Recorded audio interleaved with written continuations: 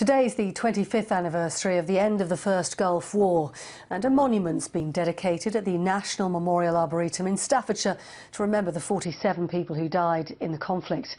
And there was also a line engraved on the memorial which speaks of those still fighting battles as a result of that war. Emma Nelson has the story. 47 British servicemen died during the First Gulf War. Today, 1,000 people came to remember them. When Britain joined the coalition of 34 countries to drive Saddam Hussein's troops out of Kuwait, the world's military had been unused to combat in the desert. Today, the men who fought and flew in that short war were reunited. 31 years ago today, believe it or not, I was graduating on a foggy morning at Royal Air Force Cranwell, and then just a few short years later, as a young flying officer about to become flight lieutenant, I found myself in the Gulf. It was unexpected, it was rapid, and it was incredibly exciting. It's been, as I said, very gratifying to see so many people here. One or two old colleagues, which is great to see, whom I haven't seen for a number of years, and great as ever that you immediately click and you're friends once more. Today, all of us have a part to play in the conclusion of this journey. It's pretty magnificent, isn't it? All but one of their families have been found, and they made it here today after what was described as 4 years of hard work, fundraising and campaigning. Everything from the design process to finding the £75,000 it cost to build, they've done themselves. The money came from you, your hard work, and from the Kuwaitis. What do you think the government or what any official British contribution could have done for you?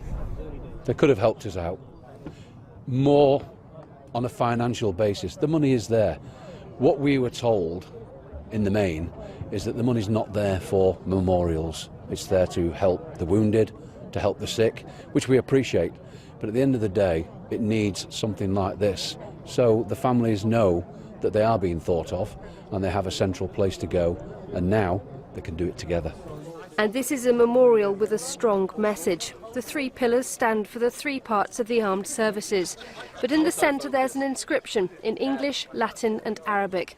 It's not just for those who died during Operation Granby itself, but it brings attention to the long-term effects experienced by those with Gulf War syndrome. I think it should be there. I think it should be there to remember, to remind people. We're always going on about remember the war, First World War, Second World War. They were great wars. It's the little wars after that that affect other people that nobody knows about.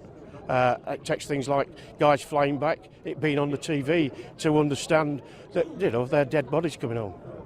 Norman Week's son Kevin died when his tornado crashed in the desert. He now has somewhere to come to remember him. I should probably come back well, I will come back when the sun is out in the summer, when all the trees got their leaves and the flowers. The First Gulf War has been described as a forgotten conflict, but today in the cold, a quarter of a decade on from the heat of the Kuwaiti desert, there was an abundance to remember. Emma Nelson, Forces News, at the National Memorial Arboretum in Staffordshire.